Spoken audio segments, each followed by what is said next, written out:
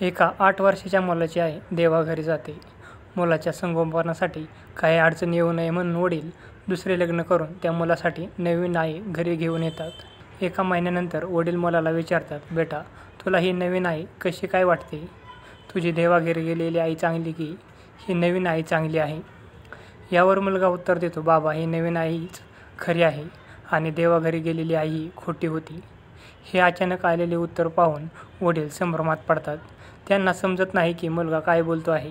म्हणून पुन्हा त्या मुलाला विचारतात, अरे, तुला असे का वाटते की ते मला सांग.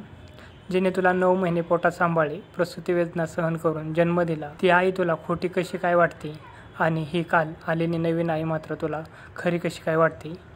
मुलगा म्हणतो, बाबा, मी खूप खोडकर आहे, हे तुम्हाला माहीतच आहे.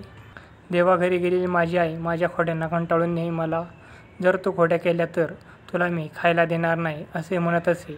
पण तिचे ते न ऐकता मी सतत खोड्या करत असे. पण ती मात्र मला जेवण देण्यासाठी उन्हातान्हात पूर्ण गावात मला शोधत असे व मला वेळप्रसंगी रागावून मारून घरी आणत असे व मला स्वतःच्या मांडीवर बसवून खाऊ पिऊ घालत असे. आणि ही नवीन आई ही पण जर तू खोड्या केल्या तर तुला मी खायला देणार नाही असेच म्हणते. आणि खरं सांगू का बाबा तुम्हाला, गेल्या 3 दिवसात खरेच तिने मला खायला दिलेले नाही.